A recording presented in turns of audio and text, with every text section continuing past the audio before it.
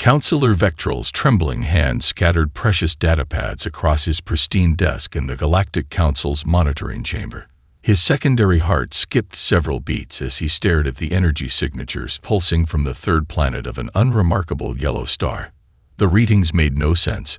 They violated every known law of deep space physics that the Council had established over 50 millennia of careful control. "First Assistant," he called out, his voice cracking slightly. "Verify these readings from Monitoring Station Earth 7. And please tell me this is a maintenance error." The holographic display expanded, showing the suburban dwelling on the primitive human world. Nothing about the structure suggested advanced technology. It was a simple two-story building with peeling paint and an unkempt lawn. A ground vehicle that still relied on chemical combustion sat in the driveway. Yet the energy signatures emanating from within bore a striking resemblance to controlled quantum tunneling, but at 1,000th of the power requirement. First Assistant Clerics materialized beside him, her crystalline form refracting the chamber's soft light. "Counselor, I've triple-checked the readings. They are accurate. The humans appear to be experimenting." Vectral's facial tendrils curled in distaste. Impossible. The species barely achieved chemical rockets a century ago. They still think quantum entanglement is some sort of mysterious phenomenon. He pulled up the official species assessment report. "Look here. Their FTL development timeline estimates another 300 years before they even grasp the basic principles of fold space." Nevertheless, Clerics continued, these readings suggest they're approaching FTL travel from an entirely different direction. One our scientists haven't considered. The counselor scoffed, sending a spray of stress pheromones into the air. Different direction. There is only one direction, the correct one. The Council has spent 50,000 years perfecting FTL travel. We've established the only safe and reliable method using quantum arrays and controlled fold space manipulation. It requires precisely calibrated rare earth elements and massive energy expenditure. That's why we control it. That's why we regulate it. That's why we... His voice trailed off as new data streamed across his screen. "Sir," Clerics interrupted his thoughts. 3 more signatures just appeared in different Earth locations. They appear to be replicating the experiment. Vectral's facial tendrils went completely rigid. "Contact the Science Directorate immediately. I want their analysis." He paused, watching more anomalous readings appear. "And get me everything we have on human information sharing networks." Hours later, the counselor stood before the Emergency Response Committee, his usual confidence shaken. "Distinguished members, we face an unprecedented situation. The humans are conducting unauthorized FTL research in their residential structures." High Counselor Zexna laughed, her bioluminescent patches flickering with amusement. "Surely you jest, Vectral. These are the same humans who still wage war over primitive energy sources, who haven't even unified their planetary government." "With respect, High Counselor," Vectral activated the main display. "These readings suggest they're approaching fold space technology through what they call dimensional sliding. It's crude, incredibly dangerous, and completely unauthorized, but it appears to work." The chamber erupted in dismissive chatter. Counselor Angstil, head of technology oversight, raised a manipulator appendage. "Let them play with their toys. When they tear a hole in their local spacetime, it will serve as an excellent lesson to other emerging species about following proper protocols." Vectral's tendrils twisted in frustration. "You don't understand. They're sharing their results openly. Every failed attempt, every successful test. It's all being broadcast on their primitive data networks. Thousands of humans are already attempting to replicate and improve upon the initial experiments. They're treating it like some sort of hobby." The room fell silent. High Counselor Zexna's bioluminescence dimmed noticeably. "Surely we can contain this. We have protocols for emerging species that discover advanced technology too quickly." "That's just it," Vectral said, his voice heavy with concern. "Our protocols assume centralized research facilities, governmental control, industrial complexes. The humans are doing this in their living spaces, sharing results through entertainment channels, treating it like a public engineering project. We've never seen anything like it. As if to emphasize his point, another dozen energy signatures flared to life on the Earth monitoring display. The council chamber descended into uneasy silence as the implications became clear. Their perfect system of control was about to face its greatest challenge from a species that didn't even realize there were rules to break. Dr. Michael Barnes stared at the burnt remains of his morning toast, his mind wandering through quantum equations instead of focusing on breakfast. The garage-turned-laboratory hummed with the sound of homemade cooling systems, keeping his cobbled-together quantum sensors from overheating. His teenage daughter, Emily, sat across the kitchen table, rolling her eyes as she watched him scribble equations on a napkin. "Dad, you're doing that thing again, where you forget food exists," Emily said, pushing a fresh piece of toast toward him. "Also, Mom says if you blow up another microwave with your experiments, you're banned from the kitchen." Michael looked up, blinking as his thoughts returned to reality. It's just, something's missing. The calculations say it should work, but every simulation shows the energy requirement being impossibly high. We're talking about the power output of a small star just to move a few meters. Emily reached over and rotated his napkin equations 90 degrees.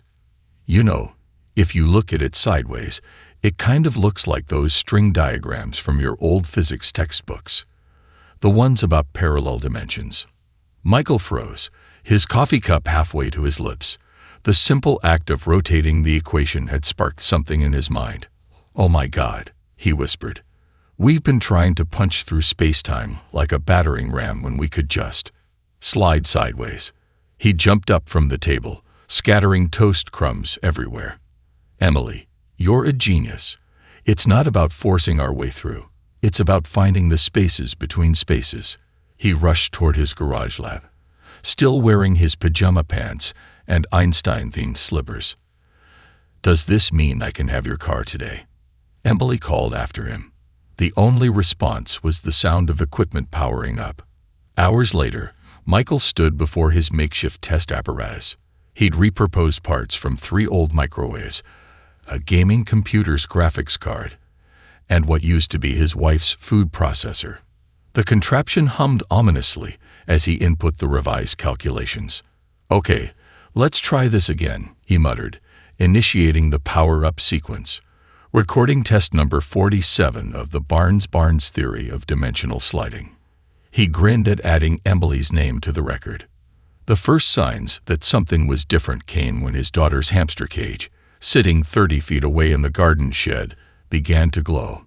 Before he could shut down the experiment, there was a soft pop sound, and the shed simply ceased to exist. In its place was a perfect sphere of vacuum, with the hamster cage floating peacefully in the center. "Dad," Emily's voice came from the house. "Why is Mr. Whiskers floating in the backyard?" Michael stared at his readings in disbelief. The energy consumption was minimal, barely more than what his coffee maker used. The space-time distortion was clean, controlled, and stable. He'd done it. He'd actually done it. The sound of car tires screeching outside broke his concentration. Through the garage windows, he saw black SUVs pulling up to his house. Men in suits were already approaching his front door. "Dr. Barnes," a voice called out. "This is Dr. Henderson from the Department of Energy. We need to discuss your recent power grid fluctuations." Michael quickly saved his data to a secure cloud drive Emily had set up for him. Just as the suits reached his garage, his phone buzzed with a notification. Emily had already posted the basic equations on her science forum, tagging it as "Dad's cool new physics thing." The men entered his garage, their faces serious but their eyes wide, as they saw the still active experiment and the floating hamster cage. "Dr. Barnes," one of them said, "I believe we need to have a very long conversation about what you've been doing in your garage." Michael smiled, knowing that thanks to Emily's quick thinking, his discovery was already spreading across the internet. "Of course," he replied. "But first, Could someone help me get my daughter's hamster down? My wife is going to be home soon, and she's already upset about the microwave incident. As government officials scrambled to secure his garage lab, Michael's phone kept buzzing with notifications. Physics enthusiasts worldwide were already beginning to replicate his results, posting their own successful tests online. The Barnes theory of dimensional sliding was going viral, and there wasn't a force on Earth, or in the galaxy, that could stop it now. In the house, Emily smiled as she watched her video of the floating hamster cage rack up millions of views. The caption read, "My dad just invented a new way to travel through space. NBD.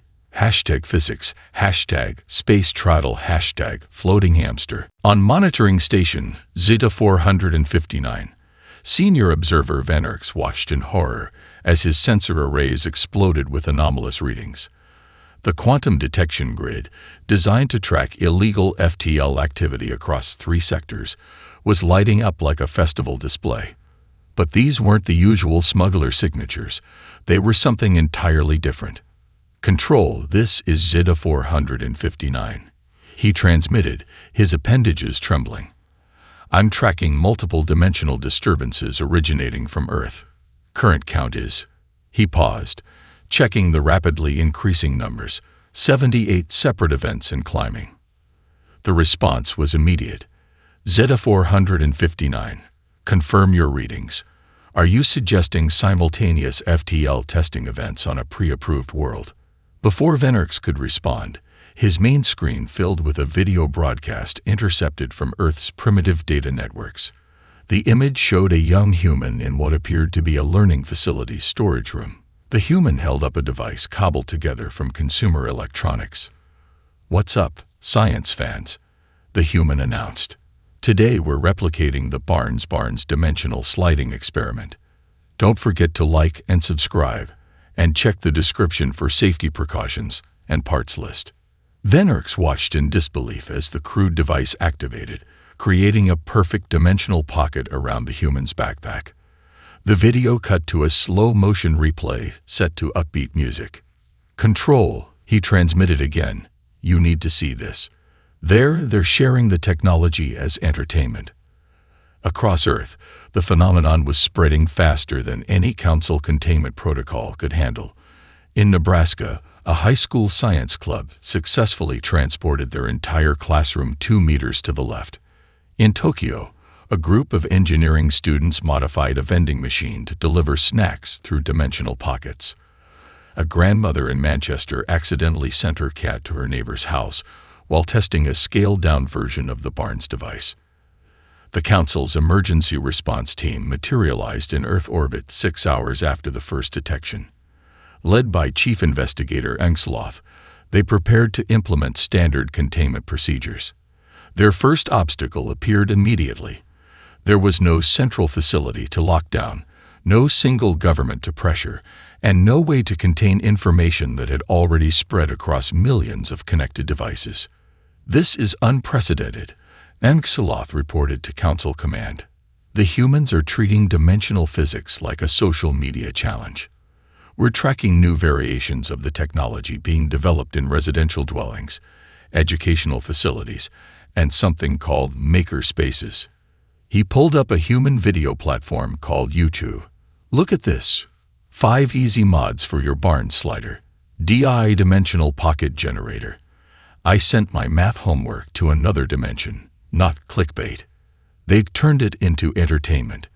In his Virginia home, now surrounded by government officials, Dr. Michael Barnes watched the situation unfold on his daughter's phone. Emily had become an overnight sensation, her initial post spawning thousands of replications and improvements. The hashtag Barnes slider was trending globally. "Dad," Emily said, showing him a new video. "Someone in Brazil figured out how to make the field stable enough for living room furniture. They're using old game console parts." A stern-looking government official leaned over. "Dr. Barnes, we need you to help us contain this situation. The international implications alone." He was interrupted by Emily's phone buzzing with a new notification. A physics professor in India had just live-streamed a successful test of a modified Barnes field that could selectively filter which objects were affected by the dimensional slide. "With all due respect," Michael replied, watching the view counterclimb, "I don't think anyone can contain this now. The equations are out there. The basic principles are being verified and improved upon by thousands of people. You might as well try to make people forget about electricity." In orbit, Axeloth received a priority transmission from the Council. His orders were clear: implement immediate information control protocols.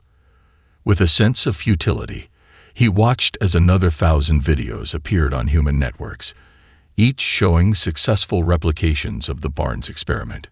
"Command," he transmitted back, "conventional containment is impossible. Their information-sharing networks are too decentralized. The humans have turned quantum physics into a viral trend."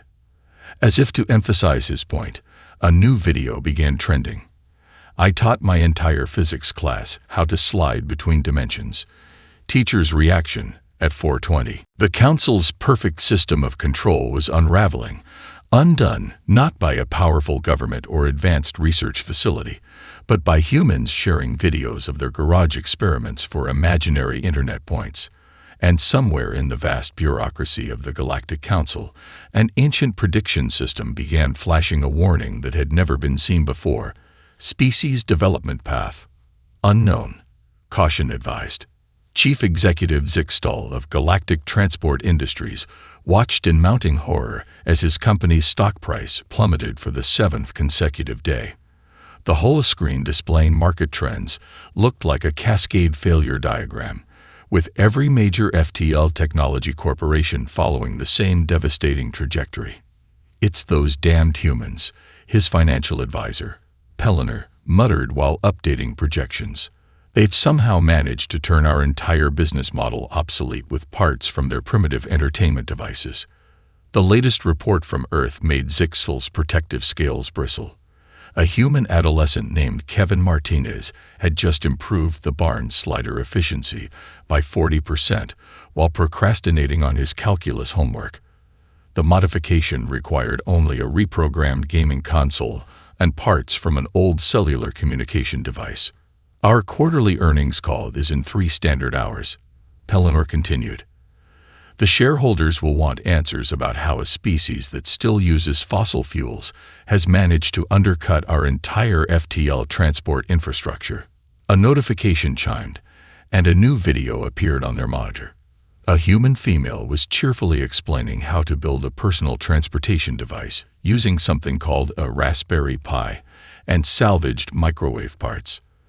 The video had already garnered millions of views in less than an hour.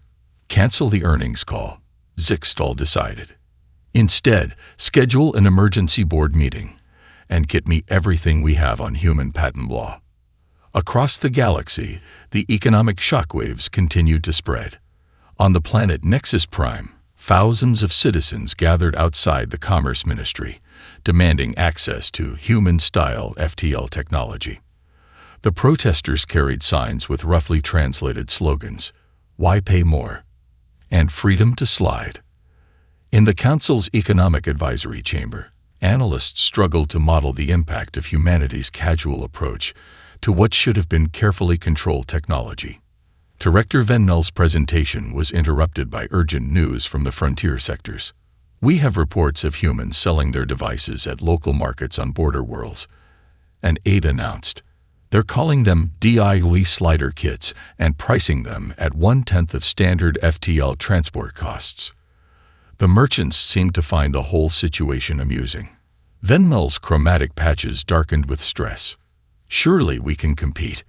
Our technology is refined, tested, proven safe." "Sir," the aide interrupted, "a human child just transmitted a video of their pet mammal safely traveling through a dimensional pocket. They added something called an emoji of a laughing face." Meanwhile, in a corporate boardroom on Centaurid Beta, 5 council-member species representatives met in secret. The topic: funding human research teams. "The old model is dead," declared Representative Kexavol. "We need to adapt or face economic extinction." These humans are rewriting the rules of space travel with equipment we considered primitive entertainment devices. A junior analyst burst into the room, ignoring proper protocol. "Representatives, you need to see this. The humans have started something they call a slider mod competition. The prize is something called Reddit Gold and social media recognition." The representatives watched in astonishment as thousands of humans began collaborating on improvements to the barn's design, sharing their failures and successes openly, treating revolutionary physics breakthroughs like a communal hobby project. Back on Earth, Kevin Martinez was explaining his efficiency improvement to a growing audience on his streaming channel. "So basically, I was trying to avoid my math homework, right? And I realized that if you reconfigure the quantum field matrix using this old phone's processor, you can reduce power consumption by almost half. Don't forget to smash that like button." In orbit, a Council Economic Assessment vessel monitored the situation with increasing concern. Their sophisticated algorithms couldn't predict what would happen when a species treated breakthrough technology like a social media trend. The final blow to the traditional FTL industry came when a group of human college students released an open-source software package for calculating dimensional sliding coordinates. They named it SlideShare and included a user-friendly interface that, as they put it, even your grandpa could use. As Zixtal watched his company's market value continue to plummet, he received one last report. Humans had begun offering dimensional sliding as a service, with a catchphrase that would haunt the galaxy's economic elite for years to come. Why pay more for space travel when you can just slide? Download our app today. First ride free with promo code BARNS 2025. The million credit question had been answered, and the answer was streaming live from thousands of human devices across the galaxy. Dr. Michael Barnes stood at a podium in front of the United Nations General Assembly, his daughter Emily sitting proudly in the front row. The eyes of humanity, and countless alien species, were fixed upon him as he made an announcement that would reshape galactic society. After careful consideration, he began, adjusting his slightly wrinkled tie. "My family and I have decided to release all patents and technical specifications for the Barnes dimensional sliding technology under the Creative Commons license. The universe belongs to everyone." The chamber erupted in chaos. Corporate representatives stormed out. Alien observers began frantically transmitting to their homeworlds. And somewhere in the galaxy, countless business models simultaneously imploded. Emily watched the live stream's viewer count skyrocket as she posted the complete technical documentation online. Within minutes, thousands of contributors began forking the project, suggesting improvements, and sharing their own experiments. "Dad," she whispered as he returned to his seat, "the repository just hit 1 million stars on GitHub. Also, Mrs. Peterson's physics class just successfully slid their entire science fair into the gymnasium." Across Earth, the impact was immediate. High school science fairs transformed into showcases of dimensional physics. In Detroit, a sophomore named James Wheeler won first place by developing a slider that could transport hot pizza without affecting the temperature or texture. "The secret," he explained to the judges, "was modifying the field harmonics using my mom's old karaoke machine. The quantum resonance keeps the cheese perfectly melted." In orbit, alien tourists began arriving in unprecedented numbers. The Council's travel advisory warnings went unheeded as visitors flocked to Earth to purchase what they called primitive but effective sliding technology. A popular tourist destination emerged in suburban Minnesota, where a retired engineer named Betty Williams had started selling Grandma's garage-built sliders with a lifetime warranty and free coffee while you waited. "It's really quite simple, dearie," she explained to a fascinated group of crystalline beings from the Andromeda galaxy. "The quantum field manipulator is just like making a perfect pie crust. It's all in how you fold it." The first human interstellar delivery service launched from a renovated pizza shop in Brooklyn. Joey's Galactic Pizza and Delivery promised hot pizza anywhere in known space in 30 parsecs or less. Their slogan, "From Brooklyn to Betelgeuse, we deliver." became an instant galactic sensation. Council trade regulators watched in helpless frustration as humans began offering sliding services at prices that made traditional FTL transport look like highway robbery. "They're not even trying to maximize profits," complained one regulator to another. "The humans just keep making it cheaper and more efficient because they think it's fun." The situation reached a tipping point when a group of college students from MIT unveiled their senior project, a public transportation system using interconnected sliding networks. They called it the Dimensional Subway and released the plans for free online. "We figured if we can slide between points in space," explained project lead Sarah Rodriguez, "why not create a public transit system for the galaxy? Also, we made an app for it." Back in his garage lab, now a historical landmark, Michael Barnes watched as Emily demonstrated the latest community improvements to a group of alien engineering students. "The really cool part," she explained, pointing to a modified gaming console, "is how the human gaming community figured out ways to use old hardware for quantum calculations. Turns out all those years of optimizing graphics processors made them perfect for dimensional mathematics." A notification popped up on her phone. Someone in Tokyo had just figured out how to use old flip phones as emergency dimensional beacons. The discovery was already being integrated into search and rescue protocols worldwide. The galactic economy continued to transform as humans shared their innovations freely, treating revolutionary technology like a community garden where everyone was welcome to contribute and harvest. "You know what's really funny, Dad?" Emily said, scrolling through the latest improvements. "The aliens spent 50,000 years trying to control this technology, and we turned it into an open-source project in less than a year." Michael nodded, watching as his daughter's high school robotics club demonstrated their latest breakthrough, a sliding field that could be generated using parts from a broken washing machine. "That's because they never understood the most important principle of human innovation," he replied. "The best ideas are the ones you share." Outside, a tour group of alien visitors watched in amazement as a teenager slid his bicycle across town to make it to class on time, while his grandmother used a modified toaster to send him the lunch he'd forgotten at home. Grand Admiral Vex Thor of the Galactic Council Defense Fleet stared at his tactical display in disbelief. His state-of-the-art patrol cruiser had just been outmaneuvered by what appeared to be a modified human recreational vehicle. "Target the human vessel," he commanded, his facial membranes flushing with frustration. "Sir," his weapons officer replied, "we can't. They're not using standard sliding patterns. The computer can't predict where they'll appear next."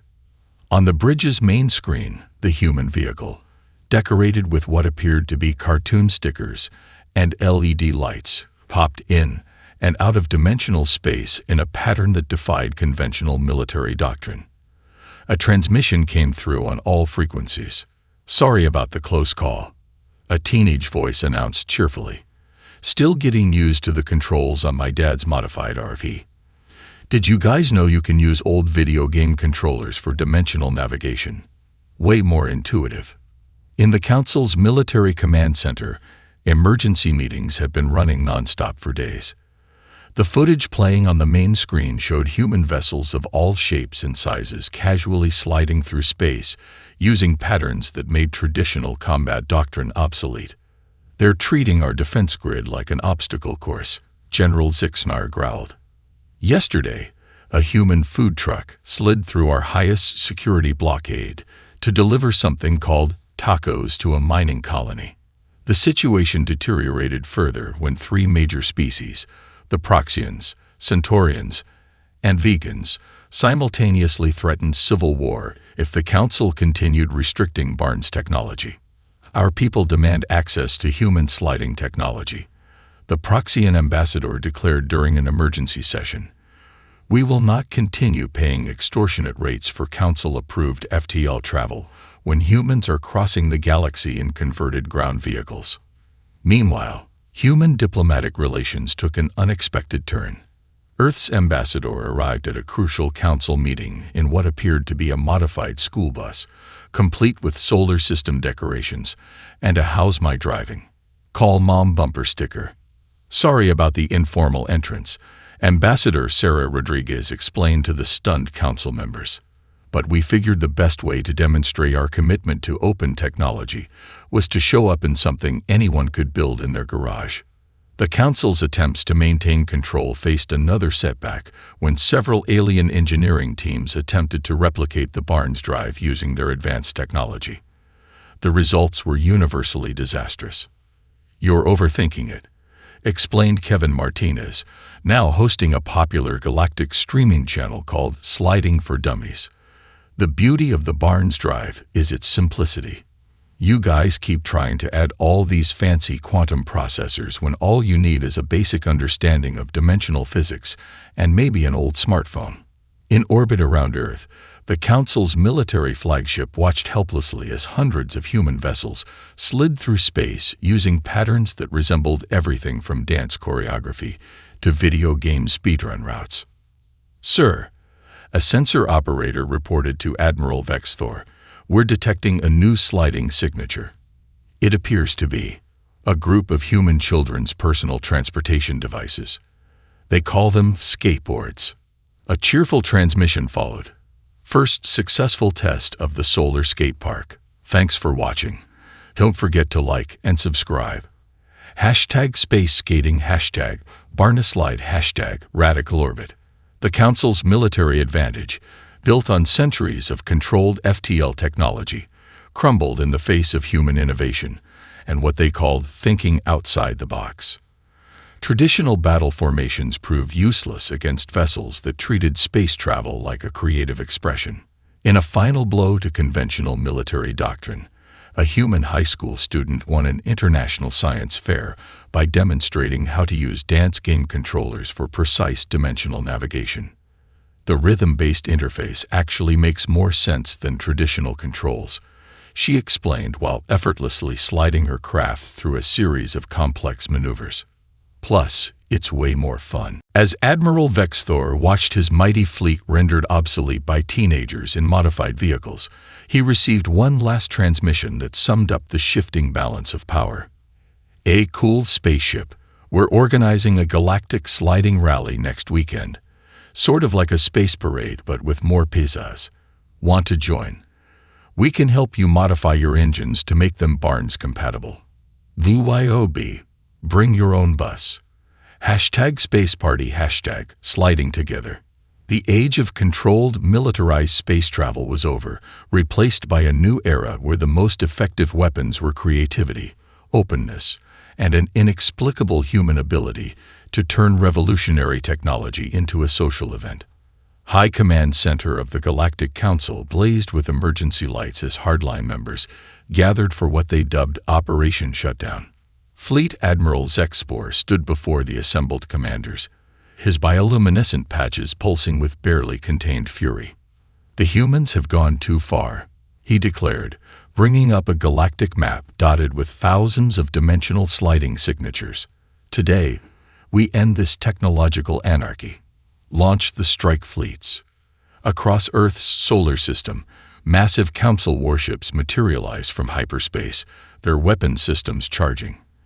Their target, Earth's major manufacturing and research facilities. What they found instead left them confused. "Sir," reported Captain Ixtel, "we're detecting no significant sliding technology production at these coordinates. Just empty buildings." On Earth, the response to the Council's show of force came not from military bases or government facilities, but from countless backyards, garages, and makeshift workshops. Emily Barnes, monitoring the situation from her laptop, couldn't help but smile. "Dad," she called out, "Operation Homework is working perfectly. Want to see the Council's reaction to finding out we decentralized production last week?" Dr. Michael Barnes looked up from where he was helping a group of neighborhood kids modify their treehouse with sliding capabilities. "How's the global response looking?" "Better than expected." Emily grinned, scrolling through her feeds. Mrs. Wilson's knitting circle just slid their entire community center 2 blocks over. The Council ships didn't even notice. The Council's strike force found themselves in an impossible situation. There were no factories to shut down, no central facilities to target. Instead, humanity had spread the technology so thin and wide that trying to contain it was like trying to catch smoke with a net. "Sir," another captain reported, "we're detecting new sliding signatures everywhere. They appear to be sharing improved designs specifically engineered to counter our sensor capabilities." Indeed, across the globe, humanity's response to the Council's aggression was uniquely human. Instead of military mobilization, they launched what they called Operation Open Source. Thousands of developers and makers worked together to improve the Barnes technology, making it even more accessible and harder to track. A group of college students in Tokyo developed a sliding algorithm based on their favorite dance moves. A grandmother in Munich figured out how to mask sliding signatures using her old radio equipment. A 12-year-old in Seattle wrote an app that could coordinate thousands of small slides to move larger structures. "This is unprecedented," growled Admiral Zexivor as another report came in. "They're not fighting back. They're innovating." The situation reached its climax when several younger spacefaring species, led by the Proxians, made their move. In a jointly broadcast announcement, they declared their formal alliance with Earth.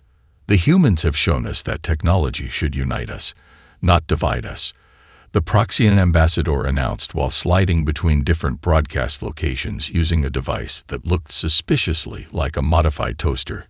"We choose collaboration over control." Back on Earth, Emily watched as her latest video tutorial on building emergency sliding beacons from old cell phones hit 10 million views. The comment section was filled with translations into hundreds of alien languages. "Check this out, Dad," she called. "Remember Kevin from my physics class?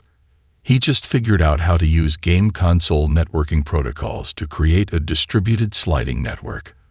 The Council's ships can't track it because it looks like kids playing online games." Dr. Barnes nodded proudly. "Send him my congratulations. Also tell him his mom called. She wants him to slide home for dinner."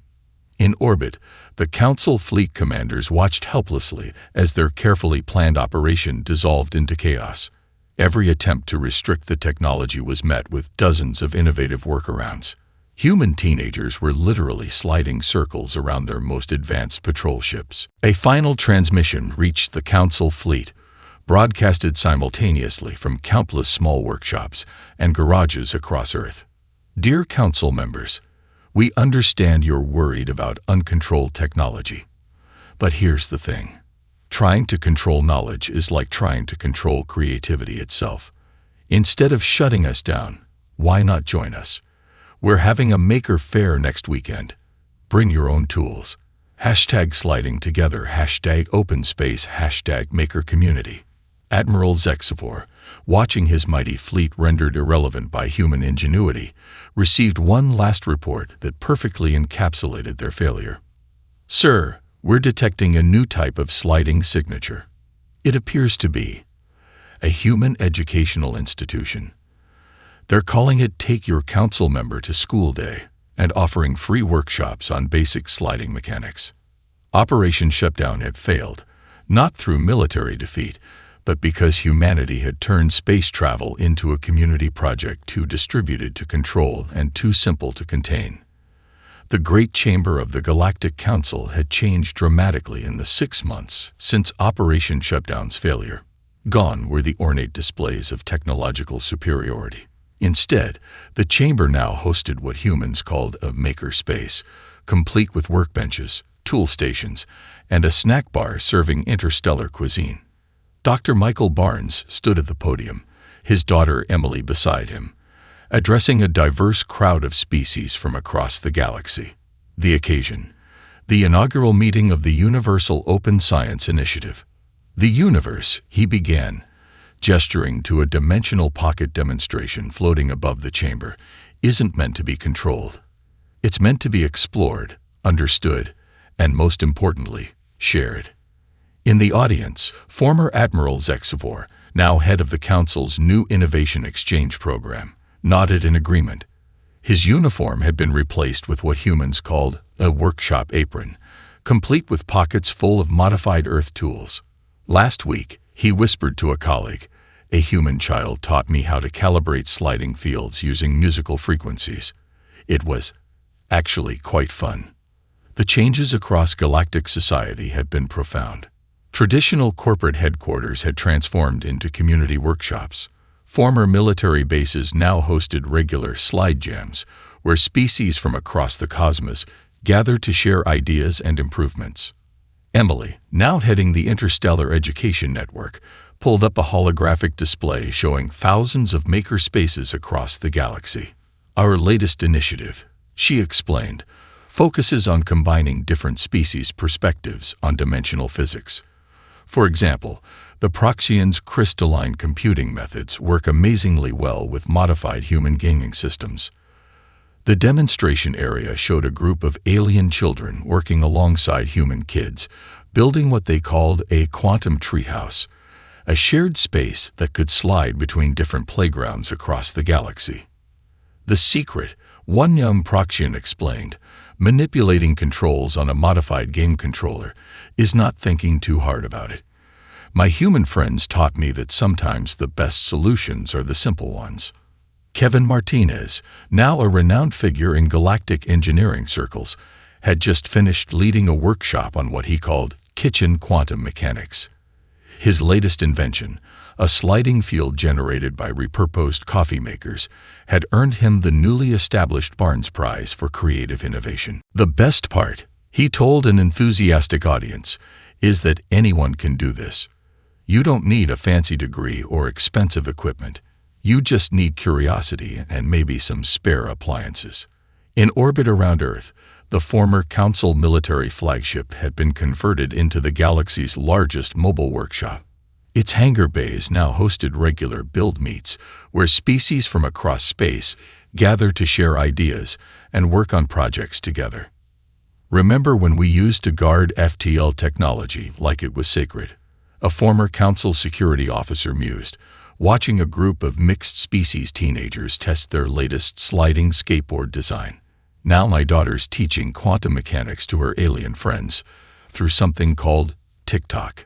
The galaxy had entered what historians would later call the garage band era of space travel, a time when innovation came not from corporate labs or military research facilities, but from countless small workshops and shared spaces across the cosmos.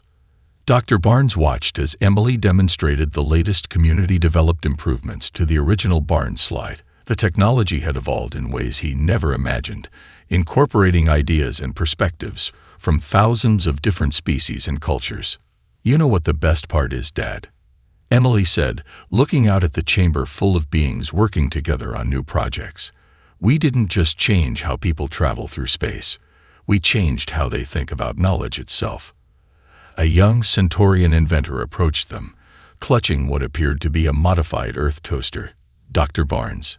"Emily, look what we figure out.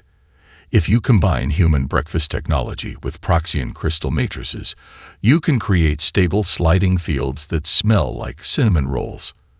The chamber erupted in excited chatter as the demonstration proved successful, filling the ancient council space with the smell of fresh-baked goods from 3 different galaxies. As Michael Barnes watched the scene unfold, aliens and humans working side by side, sharing ideas and snacks, turning the cosmos into one giant community workshop, he realized that humanity's greatest contribution to the galaxy hadn't been the sliding technology itself. It had been the simple idea that the best way to advance wasn't through control and restriction, but through sharing, collaboration, and the simple joy of building something new together. The universe had become humanity's garage, and everyone was invited to tinker.